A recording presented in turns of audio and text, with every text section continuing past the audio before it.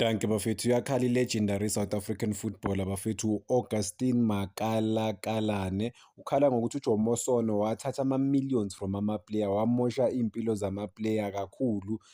Finally-ke khona umuntu okhulumayo ukuthi mabaya laphana e-Europe ama-team bewasho ukuthi anike uJomo ama-millions because yonke imali ama-team bewayikhipha bawayinika uJomo, cause uJomo Sono waye-operator as i-agent lama-player. At the same time wabasayinisa ama-lifetime contract ukuthi njalo noma behamba uyogeyina something, especially lama-players lawa koma-90s boma-80s. Maningi awala e-South Africa bewadlala le phesheya, but uJomo Sono kuthiwa wayithatha yonke imali. Uthi bona babedlalela uthando lebhola.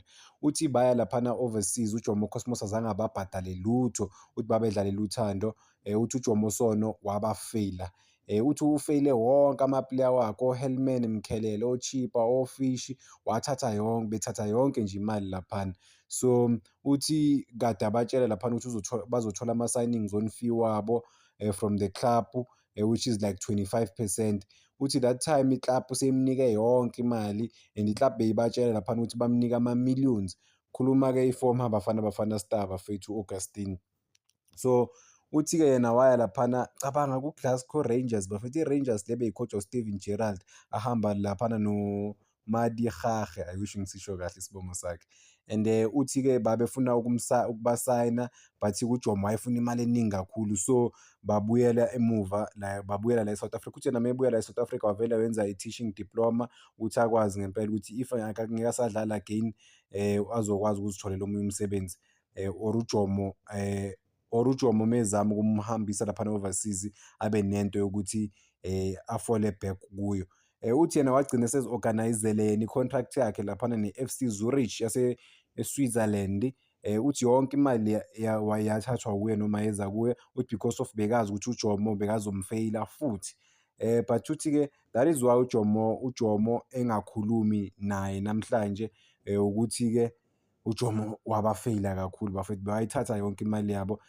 Uthi waze wasenda ubani uWebster Lichaba ukuthi aye laphana eZurich amcele ukuthi amnike imali ye-signing on fee, and uthi yena wathi no thanks, washo ukuthi nje u-right laphana. Uthi-ke u-better off la bekakhona than kuJomo Cosmos, la bekangatholi lutho khona. Uthi at least laphana e-Switzerland at the time he was getting 5,000 Swiss francs, le mali le yakhona. Uthi-ke he was the only player who was able to sell himself, even though uyasho ukuthi uJomo njengoba ayi-hero but udestroye iy'mpilo zabantu bafethu.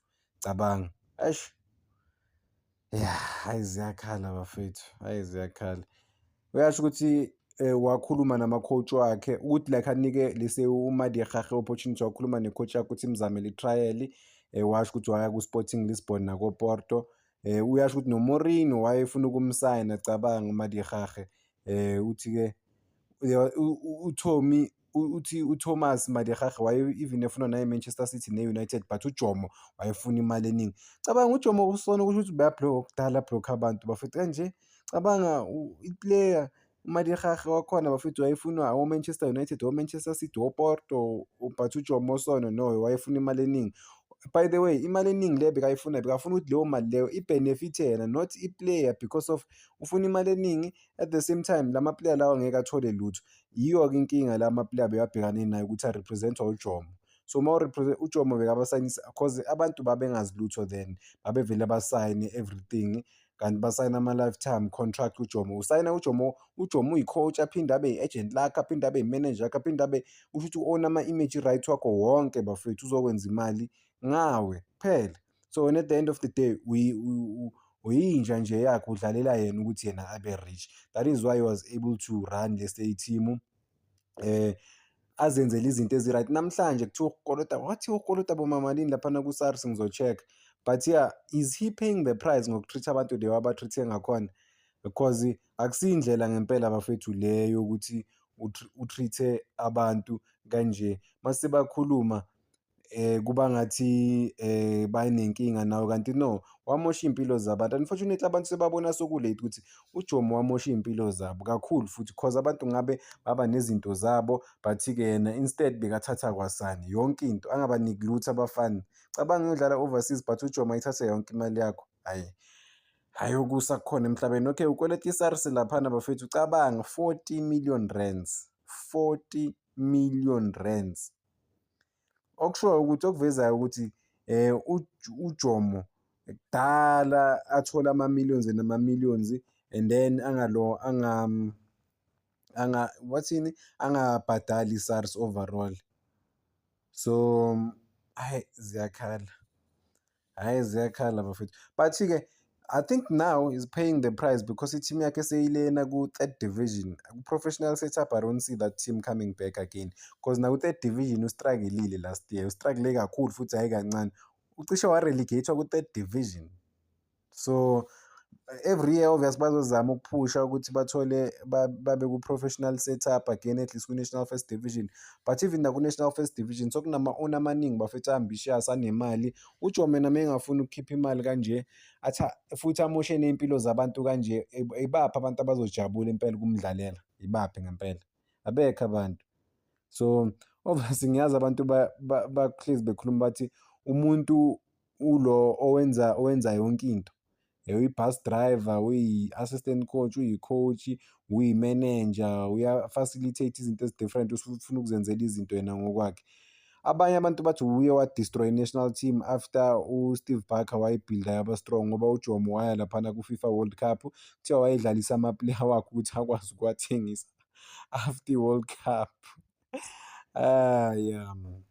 But I mean this is sad, this is sad. You can't destroy iy'mpilo zabantu ngoba ufuna ukubhenefitha. Kanti noma kuthiwa-ke uyabhenefitha but ubhenefitha to what extent bafethu?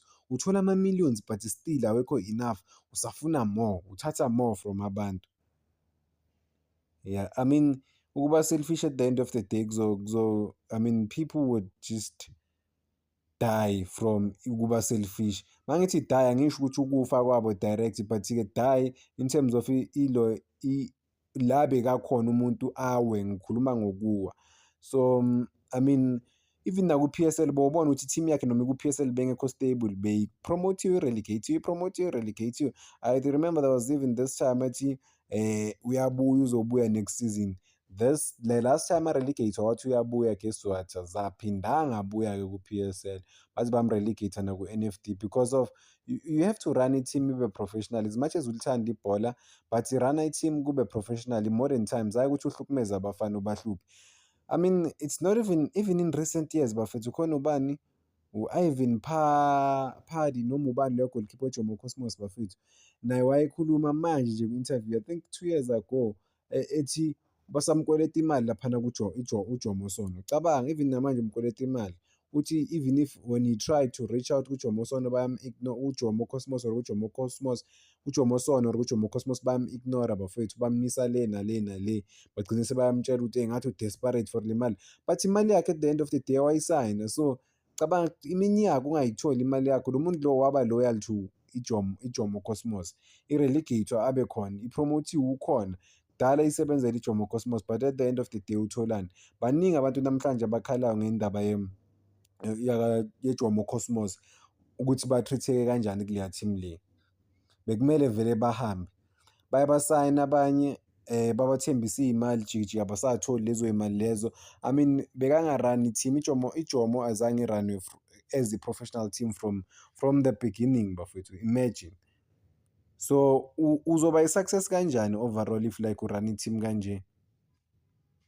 Cause udinga, kumele u-treat abantu kahle ukuze nawe ube ne-opportunity engconywana bafethu, ukuthi abantu bakulokhunjana baku-recognize and nabantu bathande ukudlalela wena. Cause man you have to yeah, you have to lokhunjana, you have to love the game but you can separate i-game from abantu. Kube man ne-line between wena and the beautiful game. Wazi ukuthi okay this is the business side of izinto, ile way ozotreat-a ngakhona ama-player, ile way ozomanager ngakhona i-team yakho. uMadidache abantu abaningi bafowethu, mina-ke azange ngambona uMadidache, angifuni ukuqamba amanga, ngambona nje seyi-coach laphana. But guess what, udlale kuJomo Cosmos for years, but ulona u-Austin, ubaba u-Austin njengoba ekhuluma uyasho ukuthi uJomo wamdestroy lo uMadidache. Eish, yeah. Bhola lase-South Africa, I think i-problem ukuthi abantu aba-few kakhulu laphana abalokhunjana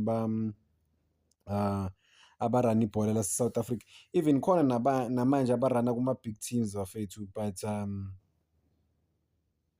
yeah, eish angifuni nokuyikhuluma because of izinto esizizwayo azikho right bafethu, azikho right at all, at all izinto esizizwayo. Even namanje khona abantu abasarana ibhola ngesidala. Yabona kudala ukuthi beliranwa kanjani, oJomo benza lezi zinto abazenzayo ukuthi abafana bafuna iy'mali ey'ningi uma kumele bahambe. Even today sisadila naleyo nkinga leyo. Kuba nzima ukuthi abafana bahambe bathengiswe ngoba bona babheka amaphokethe wabo kuphela ukuthi bafuna ukubhenefitha kanjani from ama-players overall. But yeah, Austin Makalakala naye ubeka-coach-a laphana iBanyana Banyana. Kwaphuma iy'ndaba zokuthi bekangaphathi kahle laphana amantombazane, bekunama-sexual conduct, the way bekazi-conduct-a ngakhona. So naye uney'nkinga zakhe as much as akhuluma ngoJomo Sono, but naye allegedly kuthiwa bekaphilisa abanye amantombazane laphana kuBanyana Banyana, angaba-treat-i kahle. But-ke waphinde wathola omunye umsebenzi University of North West or so, if angilenzi iphutha, Northern Cape lapho nje. Ziyakhala ebholeni lase-South Africa, South Africa. Hhayi, ngicela ukuyibamba la okwamanje. Danko bafethu, cela ningakhohlwa uku-like and subscribe, si-make sure ukuthi le page lifika ku-15,000 subscribers. Danko.